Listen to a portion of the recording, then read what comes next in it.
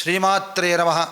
విజయవాడలో ఉన్నటువంటి దుర్గా అమ్మవారికి అక్కడ ఉన్నటువంటి పోలీస్ స్టేషన్కి ఏం సంబంధం? అసలు అమ్మవారికి పోలీస్ స్టేషన్లో ఎందుకు ఆరాధనా విధులు నిర్వర్తిస్తారు?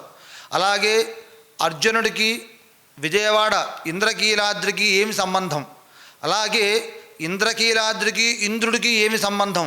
ఇవన్నీ ఒక్కొక్కటిగా చెప్పుకుంటూ వెళదాం. మనకి పూర్వం అర్జునుడు ఈ ఇంద్రకీలాద్రి మీద ఈశ్వరుడు కోసం తపస్సు చేసి కొన్ని సంవత్సరాల పాటు తపస్సు చేశాట.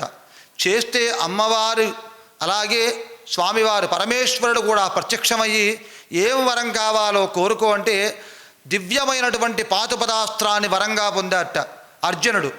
ఆ తరువాత ఇంద్రుడు దేవేంద్రుడు వచ్చి అమ్మవారిని విశేషంగా ఆరాధించారట. ఆ విశేష ఆరాధన వల్ల ఇంద్రుడు వచ్చి అమ్మవారిని ఆరాధించడం వల్ల ఇంద్రకీలాద్రి అనేటటువంటి పేరును ఆ యొక్క పర్వతం సంచరించుకుంది. అలాగే ఇప్పటికీ కూడా అమ్మవారు ప్రతిరోజు రాత్రిపూట 12 గంటల నుంచి తెల్లవారుజామున 4 గంటల వరకు కాళ్ళకి గజ్జలు కట్టుకుని త్రిశూలంతో వీధి వీధి తిరుగుతూ ఉంటుందని చెప్తూ ఉంటారు. అలాగే అమ్మవారిని చూసినటువంటి వారు కూడా ప్రత్యక్షంగా అమ్మవారి దర్శనం అయ్యింది మాకని చెప్పినటువంటి వారు కోట్ల మంది చెప్పున్నారు. ఎవరైతే ఇంద్రకీలాద్రి మీద ఉన్నటువంటి దుర్గా అమ్మవారిని దర్శిస్తారో వారికి ఉన్నటువంటి సమస్తమైన దుఃఖములు కూడా అమ్మవారు తీరుస్తుంది అనే ప్రసిద్ధి.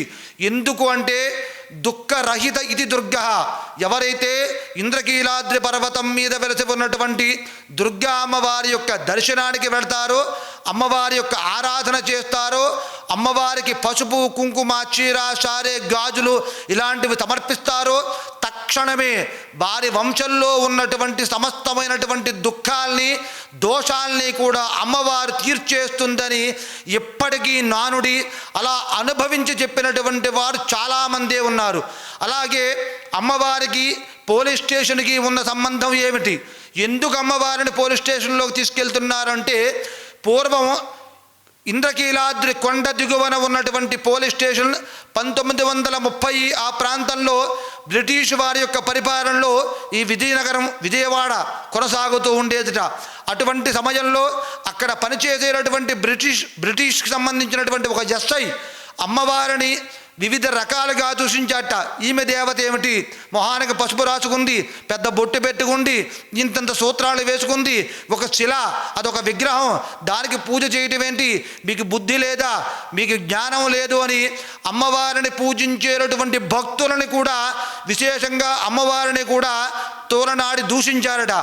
అందుకు గాను అమ్మవారికి ఆ అధికారి మీద కోపం వచ్చి అధికారి తన కర్తవ్యాన్ని ముగించుకుని అంటే తన చేసేటటువంటి డ్యూటీ ముగించుకుని ఇంటికి వెళ్ళేసరికి తన 2 పిల్లలకి భార్యకి కూడా మసూచి అంటే చికెన్ ఫాక్స్ అని చెప్తాం, అటువంటి చిన్న చిన్న పొక్కులు ఒంటి నిండా అమ్మవారు వచ్చిందట.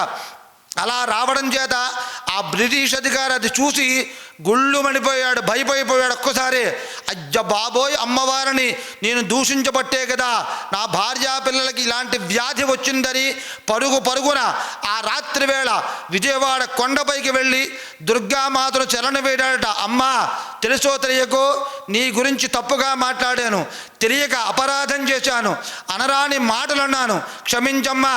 ఇక జీవితంలో నీ గురించి ఎప్పుడూ కూడా తప్పుగా మాట్లాడను. ఇప్పుడు నా భార్యా పిల్లల్ని కాపాడాను. నువ్వు నా భార్యా పిల్లల్ని కాపాడితే ప్రతి సంవత్సరము కూడా నిన్ను తీసుకెళ్ళి యథావిధిగా ఆరాధన విధులు నిర్వర్తిస్తానమ్మా అనే మాట ఇచ్చాట అమ్మవారికి. అలా ఇచ్చిన వెంటనే తను తిరిగి ఇంటికి వెళ్ళిపోయేసరికి భార్యా పిల్లలు ఆ అధికారికి ఎదురొచ్చారట. వెంటనే వారి ఒంటి మీద ఉన్నటువంటి వ్యాధి నయమైపోయింది.